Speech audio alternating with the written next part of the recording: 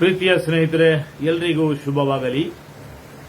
ಈ ಪ್ರತಿಭೆ ಎಂಬುದು ಅದು ಯಾವುದೇ ಒಂದು ನಿರ್ದಿಷ್ಟ ಸಮುದಾಯದ, ಜಾತಿಯ, ಪಂಗಡದ ಸೊತ್ತು ಏನೂ ಅಲ್ಲ. ಅದು ಎಲ್ರಿಗೂ ಸಲ್ಲುವಂಥದ್ದು. ಪ್ರವಾದಿ ಸಲ್ಲಲ್ಲಾಹು ಅಲೈಹಿ ವಸಲ್ಲಂ ಅವರು ಹೇಳಿದರು, ಅಲ್ ಹಿಕ್ಮತು ದಾಲ್ಲತು. ಈ ತಂತ್ರಜ್ಞಾನ, ಹಿಕ್ಮತ್, ವಿದ್ಯೆ, ಇಲ್ಮ್ ಇದೆಲ್ಲವೂ ಅದು ನಮ್ಮ ಕಳೆದು ಹೋದ ಸೊತ್ತು. ಅದು ಎಲ್ಲಿ ಯಾರಿಗೆ ಸಿಕ್ಕಿದರೂ ಆ ಸಿಕ್ಕಿದವನೇ ಅದರ ಒಡೆಯ ಎಂಬುದಾಗಿ ಪ್ರವಾದಿಯವರು ನಮಗೆ ತಿಳಿಸಿದ್ದಾರೆ.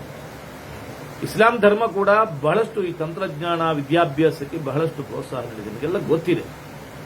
ಈ ಒಂದು ಸಂದರ್ಭದಲ್ಲಿ ಇತ್ತೀಚಿನ ಒಂದು ವರದಿ ನಮಗೆ ತುಂಬಾ ದೇಶದ ಜನರಿಗೆ ತುಂಬಾ ಅಭಿಮಾನ ಪಡುವಂಥದ್ದು.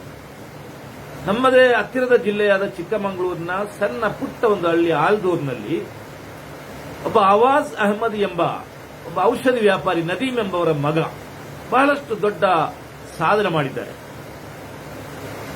ನಿಮಗೆಲ್ಲ ಗೊತ್ತಿರುವಂತಹ ವಿಚಾರ, ಪತ್ರಿಕೆಗಳಲ್ಲಿ ನೀವು ಓದಿರಬಹುದು.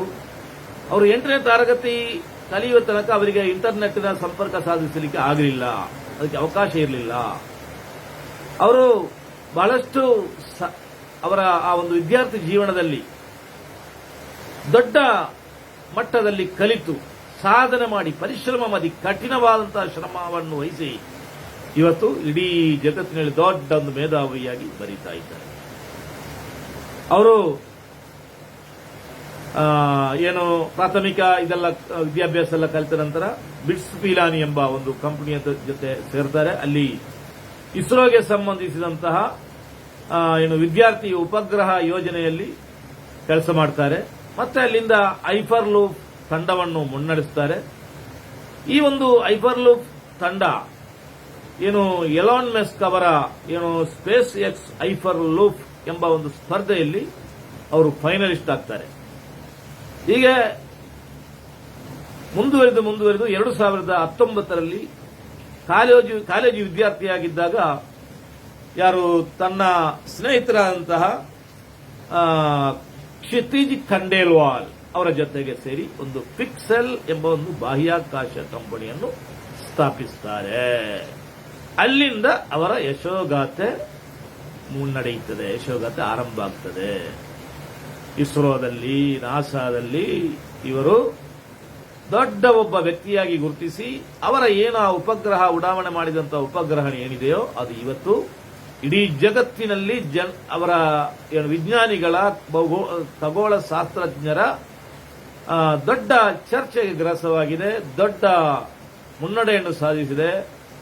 ಇದು ನಮಗೆ ಪಾಠ ಆಗಬೇಕು, ನಮ್ಮ ವಿದ್ಯಾರ್ಥಿಗಳಿಗೆ ಪಾಠ ಆಗಬೇಕು, ಎತ್ತವರಿಗೆ ಪಾಠ ಆಗಬೇಕು. ಅದರ ಬಗ್ಗೆ ವಿವರಣೆ ಕೊಡುವ ಅಗತ್ಯ ಇಲ್ಲ. ಅದನ್ನೆಲ್ಲ ನೀವು ಲಿಂಕ್ ಮೂಲಕ ಅಥವಾ ಸರ್ಚ್ ಮಾಡಬಹುದು. ಈ ಒಂದು ಪಿಕ್ಸೆಲ್ ಕಂಪನಿಯ ಸಾಧನೆ ಏನು, ಅವರು ಉಡಾಯಿಸಿದಂತಹ ಒಂದು ಉಪಗ್ರಹದಿಂದ ಆಗುವಂತಹ ಪ್ರಯೋಜನ ಏನು, ಇಡೀ ಭೂಮಿಯ ಇಂಚಿಂಚು ಮಾಹಿತಿಯನ್ನು ಆ ಒಂದು ಉಪಗ್ರಹ ಒದಗಿಸುವಂಥದ್ದು. ಅದು ರೈತರಿಗೆ ಪ್ರಯೋಜನ ಆಗ್ತದೆ. ಮತ್ತೆ ವಿಪರೀತ ಏನು ಹವಾಮಾನ ವೈಪರೀತ್ಯ, ಅದೇ ರೀತಿ ವಿಕೋಪ, ಇದೆಲ್ಲವನ್ನು ಕಂಡುಹಿಡಿಯುವಂತಹ ದೊಡ್ಡ ಮಟ್ಟದ ಒಂದು ದೊಡ್ಡ ಗುಣಮಟ್ಟದ ಉಪಗ್ರಹ ಇದನ್ನು ಸ್ಥಾಪಿಸಿದ್ದು ನಮ್ಮ ಅವಾಜ್ ಅಹಮದ್ ಎಂಬ ಚಿಕ್ಕಮಗಳೂರಿನ ನಮ್ಮದೇ ಯುವಕ. ಇದು ಇವರಿಗೆ ಇಡೀ ಜಗತ್ತಿನಲ್ಲಿ ಪ್ರೋತ್ಸಾಹ ಸಿಕ್ಕಿದೆ. ಅಲ್ಲಿ ಜಾತಿ, ಧರ್ಮ, ಅದು ಇದು ಯಾವುದೂ ಇಲ್ಲ. ಪ್ರತಿಭೆಗೆ ಹಂಗಿಲ್ಲ, ಯಾವುದೇ ಹಂಗಿಲ್ಲ. ಅಲ್ಲಿ ನಿರ್ದಿಷ್ಟವಾದಂತಹ ಗಡಿ ಗುರುತು ಯಾವುದೂ ಇಲ್ಲ. ಇದನ್ನು ನಾವು ಅರ್ಥ ಮಾಡಿಕೊಳ್ಬೇಕು. ನಮ್ಮ ದೇಶದಲ್ಲಿ ನಿಮಗೆಲ್ಲ ಗೊತ್ತಿರಬಹುದು, ವಿಜ್ಞಾನಿಯಾದಂತಹ ಅಬ್ದುಲ್ ಕಲಾಂ ರವರು ಏನಾಗಿದ್ದಾರೆ, ರಾಷ್ಟ್ರಪತಿಯಾಗಿದ್ದಾರೆ. ಅವರಿಗೆ ಪ್ರೋತ್ಸಾಹ ಸಿಕ್ಕಿದೆ. ಆದ್ದರಿಂದ ಇಲ್ಲಿ ಪ್ರತಿಭಾವಂತರಿಗೆ ಖಂಡಿತ ಎಲ್ಲರೂ ಪ್ರೋತ್ಸಾಹ ನೀಡ್ತಾರೆ. ಅಲ್ಲಿ ಯಾವುದೇ ಗಡಿ ಗುರುತು ಮತ್ತೆ ಬೇರೆ ಯಾವುದೂ ಇಲ್ಲ, ಎಲ್ಲರೂ ಪ್ರೋತ್ಸಾಹ ನೀಡ್ತಾರೆ. ಆದ್ದರಿಂದ ಇವತ್ತು ನಮ್ಮ ಮಕ್ಕಳು ಇವರನ್ನೆಲ್ಲ ನಾವು ಮಾದರಿ ಮಾಡಬೇಕು. ಕಲಿಕೆಯಲ್ಲಿ ಸಾಧನೆ ಮಾಡಬೇಕು, ಹಠ ಇರಬೇಕು, ಇಚ್ಛಾಶಕ್ತಿ ಇರಬೇಕು. ಹೆತ್ತವರಿಗೆ ತಮ್ಮ ಮಕ್ಕಳನ್ನು ಕಲಿಸಬೇಕು, ವಿಜ್ಞಾನಿಗಳು ಮಾಡಬೇಕು, ವೈದ್ಯರನ್ನಾಗಿ ಮಾಡಬೇಕು, ಇಂಜಿನಿಯರ್ನಾಗಿ ಮಾಡಬೇಕು, ಸಿಎಗಳನ್ನಾಗಿ ಮಾಡಬೇಕು ಎಂಬ ಒಂದು ಹಠ ಇದ್ದರೆ ಖಂಡಿತ ಈ ದೇಶ ಒಂದು ದೇಶದ ಅಭಿವೃದ್ಧಿಯ ಮಾನದಂಡ ಆ ದೇಶದ ಪ್ರತಿಭಾವಂತರು ಪ್ರತಿಭಾವಂತರು ಎಲ್ಲಿದ್ದಾರೆ ಅವರಿಗೆ ನಾವು ಪ್ರೋತ್ಸಾಹ ನೀಡುವುದು ನಮ್ಮ ಕರ್ತವ್ಯ. ಯಾವುದೇ ಜಾತಿ ಧರ್ಮದವರಲ್ಲಿ ಇರಲಿ.